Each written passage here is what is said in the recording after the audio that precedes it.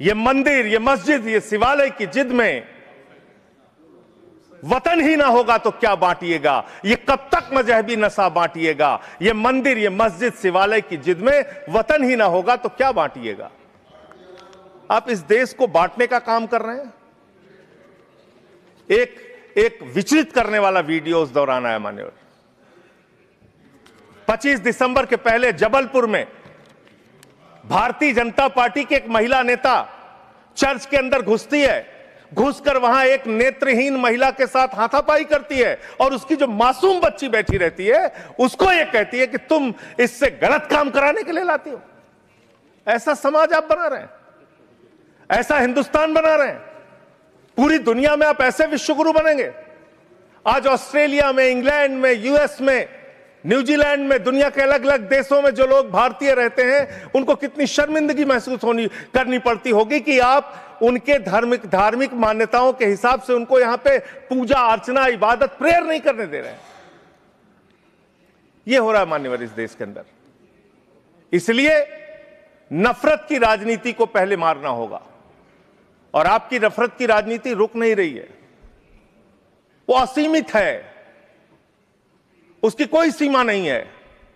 पहले हिंदू को मुसलमान से लड़ाओ, फिर हिंदू को सिख से लड़ाओ, फिर हिंदू को ईसाई से लड़ाओ, फिर हिंदू को हिंदू से लड़ाओ, जाट को गैर जाट से लड़ाओ, मराठा को गैर मराठा से लड़ाओ, दलित, पिछड़े, सवर्ण को आपस में लड़ाओ।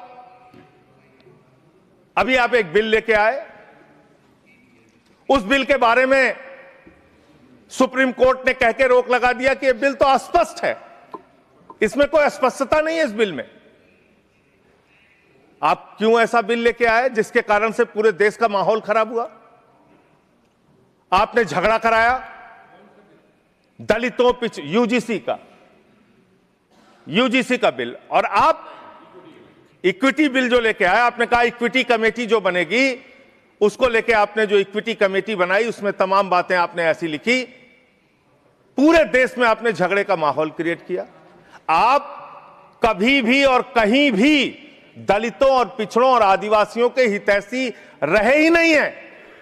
आपका संगठन, आपकी विचारधारा, आपकी मातृ संस्था आरएसएस, वहां तो 100 साल तक आज तक एक भी दलित, पिछड़ा और आदिवासी आरएसएस का प्रमुख नहीं बना। यह सच्चाई है आपकी। आप हल्ला मचा रहे थे कि देखो हमने दलितों, पिछड़ों, आदिवासियों के लिए कितना शानदार बिल हम लेके आए, कितना शानदार हमने काम कर दिया। सुप्रीम कोर्ट ने उस पर रोक लगा दिया। सुप्रीम कोर्ट ने कहा कि यह बिल अस्पष्ट है। आपने इस देश के अंदर विश्वविद्यालयों में आरक्षण को खत्म किया है, यह सच्चाई है मान्यवर। दलित, पिछड़े, आदिवासियों के लिए जो प्रोफेसर्स, असिस्टेंट प्रोफेसर्स की नियुक्ति होनी चाहिए, 80% से ज्यादा पोस्ट खाली पड़ी हुई है विश्वविद्यालयों में। और जो चीज आपके हाथ में है, आप दलितों, पिछड़ों, आदिवासियों के हितैषी कैसे हैं? 45 सेंट्रल यूनिवर्सिटीज है जिसमें से 38 केंद्रीय विश्वविद्यालयों में सिर्फ और सिर्फ सवर्ण जाति के लोग वीसी हैं और 7 में दलित, पिछड़े और आदिवासी हैं। तो आप बताइए जी, आप बताइए, आप मुझे बताइए, आपको 45 में से 38 सिर्फ एक जाति के, सवर्ण जाति के लोग मिल रहे हैं और बाकी 7 आपने पिछड़ा, दलित, आदिवासी बनाया और आप कहते हैं आप दलितों, पिछड़ों, आदिवासियों के हितैषी हैं।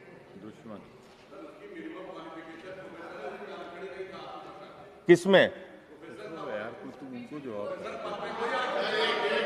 मैं वीसी की बात कर रहा हूं, वीसी की बात कर रहा हूं, वीसी की बात कर रहा हूं। वीसी की नियुक्ति आप करते हैं, वीसी की नियुक्ति आप करते हैं। इसका मतलब दलित, पिछड़ा और आदिवासी बीसी बनने योग्य नहीं है, यह आपकी मानसिकता है। इसका मतलब आपकी मानसिकता है पिछड़ा, दलित और आदिवासी प्रोफेसर बनने योग्य नहीं है। 12 साल क्या किया आप नॉट फाउंड सुइटेबल की कैटेगरी में डाल देते हैं उन लोगों को। आप क्या न्याय कर रहे हैं उनके साथ? पूरे देश के हाई कोर्ट सुप्रीम कोर्ट की हालत देखिए सर। देश का है सुप्रीम कोर्ट एक और 25 हाई कोर्ट। वहां पे कितने जज हाई कोर्ट के अंदर या सुप्रीम कोर्ट के अंदर दलित, पिछड़े, आदिवासी हैं? पता कर लीजिए, आपको पता चल जाएगा।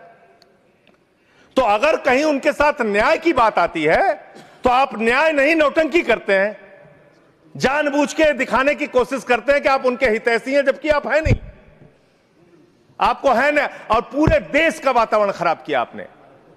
मैं इस सदन के अंदर आपके माध्यम से सरकार को प्रस्ताव देना चाहता हूं, अगर आपकी नीयत साफ है तो हर विश्वविद्यालय में 2 तरह की कमेटी बनाइए। एक जो सिर्फ और सिर्फ कास्ट डिस्क्रिमिनेशन को देखे, यानी कि जाति के आधार पर भेदभाव को देखे, और दूसरी कमेटी आप वहां पर बनाइए जिसमें कि हर प्रकार के भेदभाव को आप कवर कीजिए। कोई झगड़ा ही नहीं होता। भाषा के आधार पर भेद, लिंग के आधार पर भेद, किसी भी प्रकार का भेद, उसको देखने के लिए एक कमेटी बनाते, और जाति के आधार पर हो रहे भेद को देखने के लिए एक कमेटी बनाते। कोई झगड़ा ही नहीं होना था। आपने जानबूझ के झगड़ा कराया। दूसरी बात मान्यवर, अभी मैं पिछले दिनों एक पदयात्रा कर रहा था मिर्जापुर से लेकर काशी तक, और उस दौरान काशी के अंदर मंदिरों को तोड़ने का मामला सामने आया। मणिकर्णिका घाट को तोड़ा गया मान्यवर, मणि को तोड़ दिया गया, माता अहिल्याबाई होलकर जी की प्रतिमा को तोड़ दिया गया, और वो वीडियो मैंने ट्वीट कर दिया तो मेरे ऊपर उल्टा मुकदमा लिख लिया गया। कितना मुकदमा लिखेंगे आप? आप लिखिए मुकदमा मेरे ऊपर। मान लीजिए मैं झूठ बोल रहा हूं, आपकी पार्टी के नेता सुमित्रा महाजन जी, उन्होंने कहा कि माता अहिल्याबाई होलकर जी की प्रतिमा तोड़ी गई, मणिकर्णिका घाट को तोड़ा गया। आपकी पार्टी के नेता और केंद्र राज्य सरकार के मंत्री रविंद्र जायसवाल, उन्होंने कहा मणिकर्णिका घाट को तोड़ा गया, मंदिरों को तोड़ा गया, माता अहिल्याबाई होलकर जी की प्रतिमा को तोड़ा गया। आप उन पापियों के खिलाफ कार्रवाई करने के बजाय मेरे ऊपर एफआईआर कर रहे हैं। आप ऐसा शब्द मत बोलिए। कौन जिन लोगों ने तोड़ा मान्यवर, जिन लोगों ने मंदिर तोड़ा, उन गुनहगारों को मैं चाहता हूं, चलिए गुनहगार कह देता हूं, भाषा शैली चलिए मान्यवर गुनहगार संयम के साथ साथ उन गुनहगारों को जिन्होंने उस पुरातन पवित्र मणिकर्णिका घाट को तोड़ा, माता अहिल्याबाई होलकर जी की प्रतिमा को तोड़ा, कार्रवाई उन पे करने के बजाय आपने मुझ पर एफआईआर कर ली। मैं आपके माध्यम से सरकार से मांग करता हूं, अगर आपने कोई तोड़फोड़ वहां पर नहीं की है, 3 सदस्यों का, और तीनों बीजेपी के रहे, मैं तो कह रहा हूं 3 के तीनों बीजेपी के लेके जाइए आप। 3 सदस्य भेजिए बीजेपी के संसदीय दल के, और वहां पर दिखाइए कि माता अहिल्याबाई होलकर की प्रतिमा है, वहां दिखाइए मणिकर्णिका घाट को नहीं तोड़ा गया है, और फिर जो कार्रवाई आप मेरे ऊपर करना चाहें कीजिए। आपने काशी को बर्बाद करने का एक मन बना लिया है। काशी कॉरिडोर के नाम पे आपने सैकड़ों मंदिर वहां पे तोड़ दिए, वहां पे शिवलिंग लंका थाने में पड़े हुए हैं। यह घटना अगर किसी विपक्ष के राज्य में हुई होती, आप पूरे देश में हंगामा कर देते, फसाद करा देते पूरे देश में। लेकिन आपने वहां मंदिरों को तोड़ा, पवित्र घाटों को तोड़ा। 54 देश के नागरिक आते हैं काशी में मान्यवर, वो वहां पे बिल्डिंग देखने नहीं आते, वो वहां पे आते हैं वहां के पुरातन मंदिरों को देखने के लिए, वो वहां पे आते हैं पुरातन घाटों को देखने के लिए, पौराणिक मंदिरों को देखने के लिए। वो इसलिए आते हैं काशी की गलियों को देखने के लिए। आप वहां तोड़फोड़ कर रहे हैं। जाके पूछिए वहां के लोगों से कितना गुस्सा और नाराजगी उनके मन में है। लेकिन आपको धर्म में भी धंधा करना है, हर जगह धर्म के नाम पे भी धंधा करना है, वो काम आप वहां पे कर रहे हैं। दूसरी बात, इस भाषण में शिक्षा की चर्चा हुई, स्वास्थ्य की चर्चा हुई, जल जीवन मिशन की चर्चा हुई, और कल बजट आया तो आपकी कलई खुल गई। आप विकसित भारत की बात कर रहे हैं, कह रहे हैं विकसित भारत बनाएंगे। कब बनाएंगे? 2047 में बनाएंगे। उसको 3047 कर दीजिए। 1000 साल बाद कौन पूछने वाला है सर? 3047 में हम भारत को विकसित भारत बताएंगे। 1000 साल बाद कौन पूछेगा? 2047 में कौन सत्ता में रहेगा, नहीं रहेगा। लेकिन आप ऐसा सब्जबाग दिखाते हैं कि आप 2047 में आप विकसित भारत बना देंगे। कैसे विकसित भारत बनाएंगे? शिक्षा का बजट आप रखेंगे 2%, स्वास्थ्य का बजट आप रखेंगे 2%, यानी कि अशिक्षित भारत और विकसित भारत कैसे होगा? अस्वस्थ भारत और विकसित भारत कैसे होगा? आपने ग्रामीण विकास के नाम पे जो बजट का हिस्सा है उसको कम कर दिया। तो एक अविकसित ग्रामीण व्यवस्था के साथ आप विकसित भारत कैसे बनाएंगे? आपने किसानी के लिए, एग्रीकल्चर के लिए जो बजट रखा उसको घटा दिया। आप कैसे करेंगे विकास? विकसित भारत का आपका सपना क्या है? जिसमें लोग अशिक्षित रहें, जिसमें लोग अस्वस्थ रहें। आपकी आयुष्मान भारत की स्कीम की हकीकत क्या है? एक ही नंबर पे 9999 नंबर पे 10 लाख से ज्यादा लोगों का रजिस्ट्रेशन हुआ है। 600 से ज्यादा 625 करोड़ रुपए का फ्रॉड हुआ है। आपकी सीएजी रिपोर्ट में आया आयुष्मान योजना के अंतर्गत। आपने जी राम जी योजना लागू की, उसमें आप कह रहे हैं हम 125 दिन रोजगार देंगे, और बजट में जो निर्धारण कर रहे हैं वो 125 दिन रोजगार देने के हिसाब से आप बजट का निर्धारण नहीं कर रहे हैं। इसका मतलब आपकी ये घोषणा है। पिछले साल आपने कहा कि अप्रेंटिस योजना हम पूरे देश में ला रहे हैं नौजवानों के लिए। अप्रेंटिस योजना में जो पैसा आपने सरकार की ओर से निर्धारित किया उसमें 95% कटौती कर ली। तो आप प्रशिक्षण नहीं दे सकते, रोजगार तो बहुत दूर की बात है। यह काम आपने किया।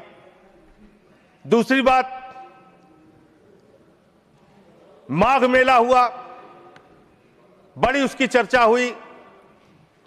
आप हमेशा चर्चा करते हैं, महाकुंभ के बारे में चर्चा करते हैं, माघ मेला के बारे में चर्चा करते हैं, लेकिन वहां बड़ी एक अप्रिय घटना हुई, मान्यवर, बहुत ही दुखद घटना हुई। शंकराचार्य जी परम पूज्य अवमुक्तेश्वरानंद जी जा रहे थे स्नान करने के लिए। उनको प्रशासन के द्वारा उनको रोका गया।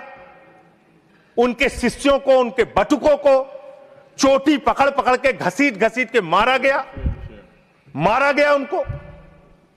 और इतना ही नहीं, उनकी एक मांग थी कि अगर प्रशासन या सरकार मुझसे वार्ता कर ले और अपनी गलती मान ले तो मैं स्नान करूंगा।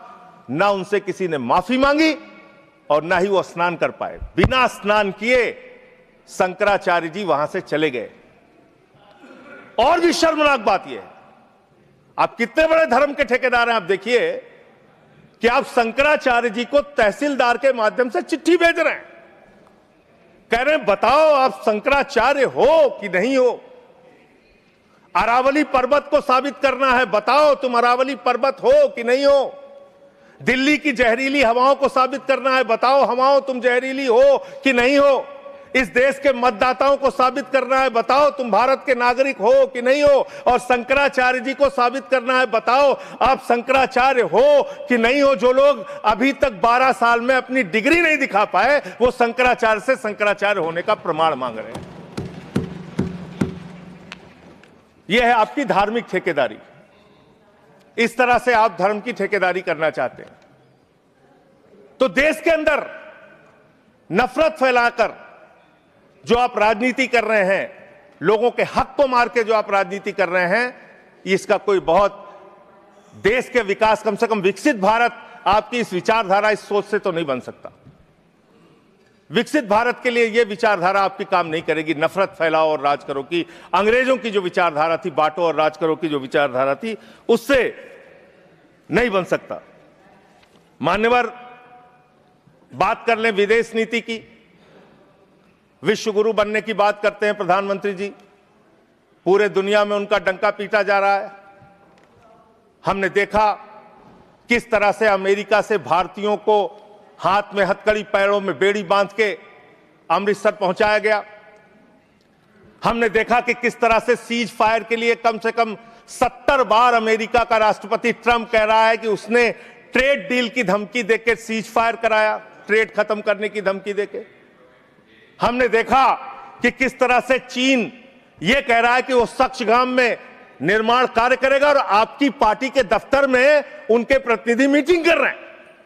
उसी दिन वो बयान दे रहा है, बीजेपी के दफ्तर में वो लोग मीटिंग कर रहे हैं, उसी दिन चीन का बयान आ रहा है कि हम सक्चगाम घाटी में निर्माण कार्य करेंगे, पुल बनाएंगे, सुरंग बनाएंगे। आपकी विदेश नीति क्या है? बांग्लादेश में हिंदुओं की हत्याएं हो रही हैं, उस पर आप खामोश रहते हैं, चुप रहते हैं, बोलते नहीं है। आप किसी भी मामले में सामने मुखर होकर सामने आके स्पष्टीकरण नहीं दे रहे हैं। अभी एक एप्स्टीन फाइल की चर्चा हो रही है पूरी दुनिया में, उसके बारे में भारत के प्रधानमंत्री को आरोपित किया गया, उसके बारे में सरकार को स्पष्टीकरण देना चाहिए। तथ्य के कोई चीज को बोलना, मैं कह रहा हूं स्पष्टीकरण देना चाहिए। आपके पास कोई तथ्य है तो आप सर, अगर कोई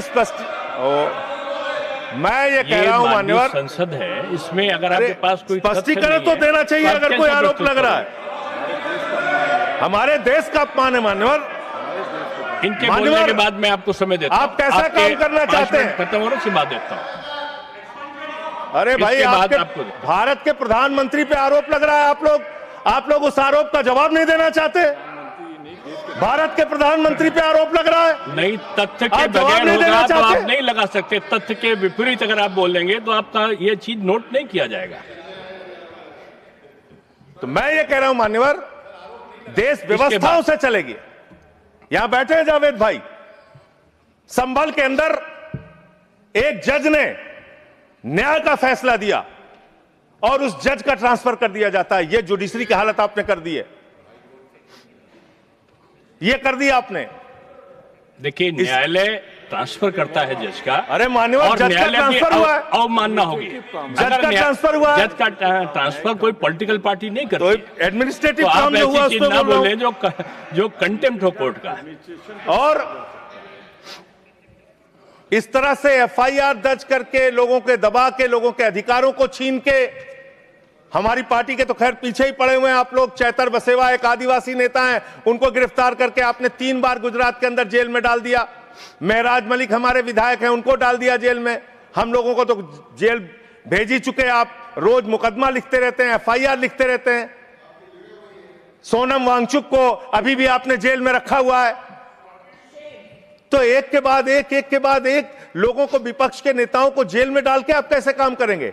आप पूरे देश में एसआईआर के नाम पे लोगों के वोट काट रहे हैं, एसआईआर के नाम पे लोगों के वोट काट रहे हैं। बस खत्म कर रहा हूं सर, सबको 2-2, 3-3 मिनट मिला है। मैं 1 मिनट में खत्म, 1 मिनट में, आधा मिनट मान्यवर, मैं पार्टी का लीडर हूं, 1 मिनट में खत्म। आधा मिनट पार्टी का लीडर है मान्यवर, एसआईआर के नाम पे आप क्या कर रहे हैं? पूरे देश में करोड़ों लोगों के वोट काट रहे हैं। यूपी की बात अगर मैं कर लूं तो वहां पर आपके ही राज्य निर्वाचन आयोग ने जो चुनाव की सूची बनाई, ग्रामीण चुनाव के लिए, पंचायत चुनाव के लिए और शहरी चुनाव के लिए, उसमें दिखाया 17 करोड़ वोट। और एसआईआर के लिए जो केंद्रीय ज्ञानेश कुमार जी की निगरानी में जो सूची बनी, उसमें दिखाया गया 12 करोड़ 55 लाख वोट, 4.5 करोड़ वोट उत्तर प्रदेश में कहां पर उड़ गए?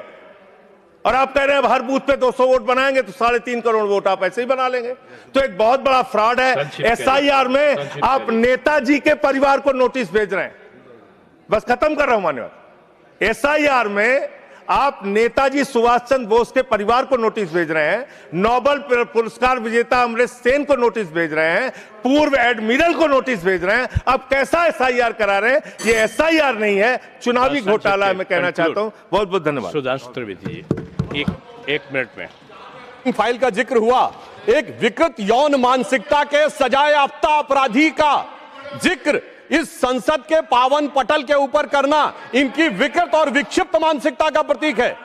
सर, एक बात फैक्ट ऑफ द मैटर ये है, among the millions of emails there is no direct email with Prime Minister. Sir, no direct message, no direct phone call. मैंने पहले कहा है कि अगर कोई चीज तथ्य के परत नहीं है तो उसको यहाँ रिकॉर्ड नहीं सर, मैं अपनी बात बस 2 वाक्यों में समाप्त करना चाहता हूं। ना कोई ईमेल है, ना कोई मैसेज है, ना कोई फोन कॉल है। और उसके बाद निराधार अनलगर आरोप के ऊपर एक सजाए याफ्ता अपराधी का नाम लेकर यहां पे बोलना, यह बहुत ही निंदनीय है और इनकी विकृत मानसिकता का प्रतीक है। और सर, डिपार्टमेंट ऑफ जस्टिस ने भी यह कहा है कि वो फॉल्स और सेंसेशनल आरोप है। और प्रधानमंत्री जी इजराइल में अपनी ऑफिशियल यात्रा पे थे, एक मुलाकात ऑफिशियल है, और उसके बावजूद वहां पर सिर्फ एक ही गायन हुआ, वो था राष्ट्रगान। अगर उसमें नाच गाना इनको नजर आता है, हो सकता है इसे राम मंदिर में नजर आता हो। तो मैं इस पे घोर भर्त्सना करते हुए सभापति महोदय सिर्फ एक पंक्ति कहना चाहता हूं, सभापति महोदय सिर्फ एक पंक्ति कहना चाहता हूं कि जो इन्होंने आरोप लगाने का प्रयास किया है कि राष्ट्रवाद के महामेरु पर वार बहुत ही हल्का है, भारत विकसित रोकने के लिए यह मचा हुआ तहलका है। नहीं, देखो जो